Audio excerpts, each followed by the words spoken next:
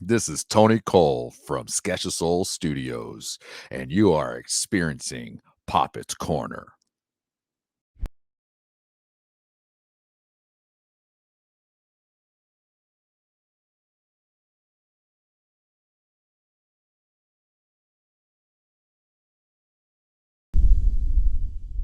All right, what's going on, man? Hey, welcome to another edition of Poppitt's Corner. That's I'm right. obviously Tanner Poppitt. Razor Radio. Yeah. Dad Drost here. Yep, Dad Drost. And we are currently out coming to you live from rehearsal studio now in Gardena, California. What is the place called? Cide Show. Yes, there you go. And This will be a sideshow. it will. It'll be crazy. But so stay tuned. We're going to have plenty of guests, but we're going to get started here with the Wizard. We had to get the Wizard on first because the Wizard always comes first. This is Dennis Buhrmann. Yes. Everyone? How you doing, sir? Thanks Very for coming good. Very on, good. man. Yeah, thanks for being on. Dennis and I were talking before we went on just about he's got some history. Oh, yeah? Yeah, I Well, kind of wanted to touch on a little bit what of kind that. of history? Like, I know you do hopefully it's all sound. good. Yeah. Just, Yeah, well, what brings you on, man? Sherman was kind enough to invite me. yeah. Yeah, he runs Cide Show here in Gardena. Well, we need to give a big shout out to Sherman for setting this all up and having Razor Radio and Poppitt's Corner broadcast out of here. So thank you, guys. Thank you, Sherman. Thanks everyone for coming out and hanging. We appreciate it. So yeah. So let's continue. Do you do the sound here particularly, or you do it at No, venues? I do provide amp repairs, equipment repairs for Sherman and for the groups. Oh, And I do live sound outside in nightclubs. very cool. Well, what was your first gig at a nightclub? First gig in a nightclub, I guess, was the Waters Club in San Pedro. Wow. That I started about 19. Well, no, I take that back. I did some touring local nightclubs. There was a circuit in Orange County of 10 nightclubs, and we'd play 2 weeks at each club and then move on to the next. First regular house gig was at the Waters Club in San Pedro. Now, how did you get that gig? And was the Waters Club brand new at that time, or was it? No, it wasn't. It had gone through several changes, as it always had. But I went there one night as a guest engineer with a group that I was hired to do sound for. And I got along well with the house sound engineer then. And sometime later, a few months later, he got in a fight with the head bartender. That's all I can say. Who won? I did. Okay, good. That's what we like to hear. So, No, Joe Gallagher, who was booking it at the time, called me and said, "Hey, we need a sound engineer now." So I said, "Okay, I'll do that." and now, how did you get started in sound engineering? Yeah.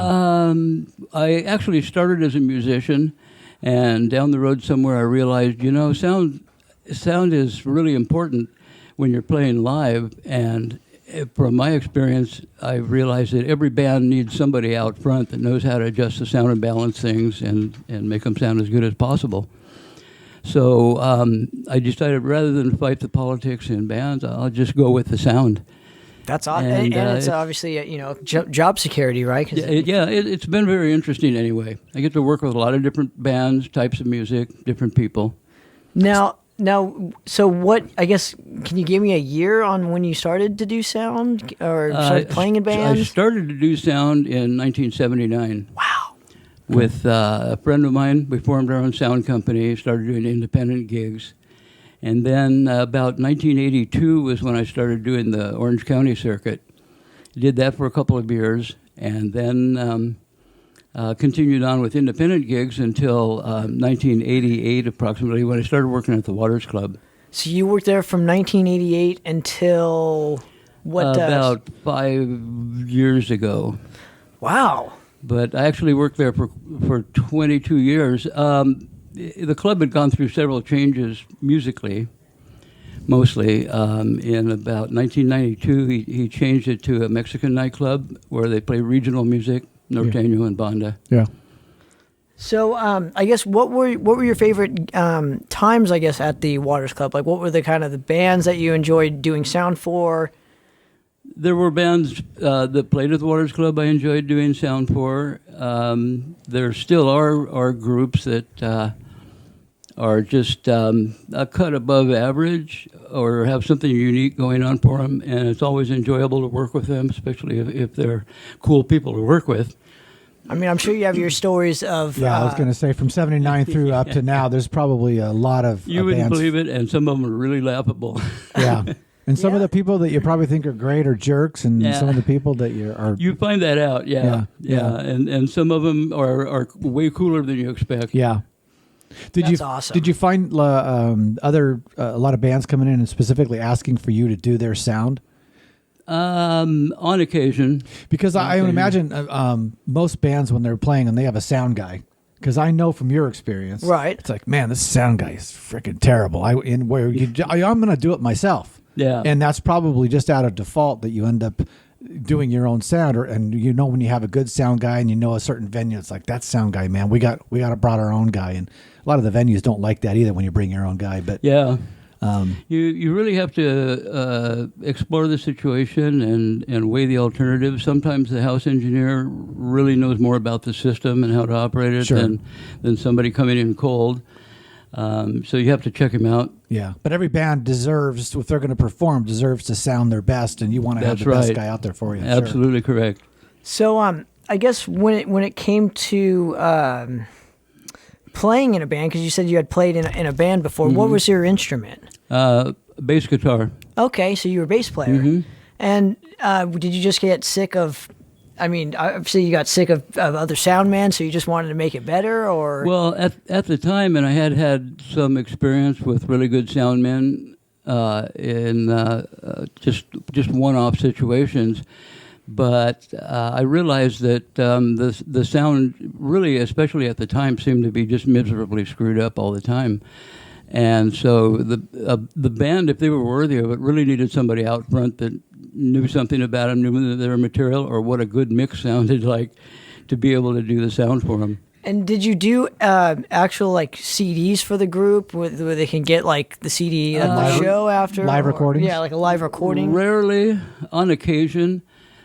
Mostly when we were doing the Mexican music, I was recording just headline bands that came through. There was a couple of groups in particular that I did quite a few recordings of and gave them several of them because they were that good. And that makes it easier to get a good recording. Sure. That's so crazy. So, I mean, you've had a lot of history now that you mentioned the Waters Club, because there's not much on the Waters Club. So, kind of give me like and listenership a brief kind of history of that place. Well, it had gone through quite a few changes, really without my knowledge, but I found out later that it had been a punk club for a while, strictly punk. Then I believe it was a restaurant. He changed it around quite a bit. So who is he? The owner, Al Cordero. He owned it, and he would go with whatever was really popular and selling at the time. And when he bought the club, it was... I think a 4-lane bowling alley. Then he changed it to a skating rink. Then he changed it to a restaurant. Then he changed it to a music club, and so forth. So it had been doing rock, and they just moved the stage and changed some things around when I first worked there, probably in about 1987. Wow. And continued to be hard rock, heavy metal until late 89. I used to go there in like 82, 83, and all those days of... So you probably... when it was ran okay to into wear each other. spandex pants at the time. Oh, no. Yeah. I'm sure he didn't wear spandex pants Yeah. during No, that time. no. But I remember making like whenever there was a big show at the Waters Club, it was always about a 45-minute drive just to get out there, but it was worth it every time, Yeah, dude. I mean, that place has had a history. Yeah, absolutely. Yeah. And so you came in during like the heavy kind of extreme metal kind of thing. Mm-hmm. So you probably had a lot more of the thrashy death bands and black metal and stuff. So Yeah, I guess, quite a variety, actually. did they do shows every day? No, just Friday and Saturday. Wow. Okay, I didn't know this. Friday and Saturday, we usually did 5 bands a night. And now, how the Waters Club got its name, from my understanding, is there's a waterfall behind the stage yeah. or something like that. And Yeah, the full name of the club is the Dancing Waters, and they did have a dancing water display behind the stage I and a forgot about waterfall. that. I did not know that. I mean, I just know certain pieces of information, but not the whole picture. But so how you're still doing sound, right? Yes. But you had done sound at the Waters Club for 22 years. I didn't realize that the Waters Club was around for, until the 2000s or whatever, right? Yeah, well, like I say, at one point he changed to Mexican music, and it was all in Spanish. And so the clientele completely changed, and it kind of went off the map, I guess. But you still had a gig. Mm-hmm, yes. And that's great. Yeah. Did you do any other clubs while you were doing the Waters Club? Occasionally some one-offs. And then I started at the Ami Hacienda nightclub and restaurant in Pico Rivera, where I've been for 10 years now. Just working mostly Thursdays and an occasional weekend. There's another engineer that was going to leave when I started there, but he's still there. So sometimes I cover him when he needs a night off, like tonight. And now, how has sound kind of like how you do sound now? How has it changed from back when you first started doing it with analog versus digital? Mostly by the equipment, which has gotten considerably better than it was, and it allows you to hear things clearer. You can get clearer sounds on all the instruments. You can put together a little bit better mix. So, but how did you approach doing sound back then? Well, people have asked, what's the first thing I need to do to learn to do sound? And it's learn to use your ears, learn to listen to things, listen to what you find as the best recordings, the best music that you can hear, and analyze it, see what it's all about, and learn to use your ears. And it takes some time. I understood this was going to happen. People would walk up and say, hey, what's that hum in the sound? What hum? And once you get accustomed to it, really get into it, then things like that really stand out. And it was a little tiny hum from one of the keyboards on stage at the time, but I said, okay, well, I know where I need to go with this now. But it's about learning to use your hearing, use your ears, know what a good mix is, and how to give each instrument its own space in a mix. That's really important. Right. So I guess lastly, I want to ask, and I want to thank you very much for stopping by. This is really awesome for us. I've never... Yeah, I was going to say the sound guy to me is sort of like the unsung member of the band. Yeah, he's like the unsung hero. Helps everything sound as great as it does, because you can go to a show and see a great band and it doesn't sound as good. Yeah. You're almost disappointed in it, and it's not the band's fault. Yeah, well, sometimes the equipment that's actually provided, sometimes the PA is bad or whatever, but I think when you have the right parties in there, especially doing sound, it adds an element of that was a great show. Yeah, absolutely. I mean, soundmen to me are the heroes of the show.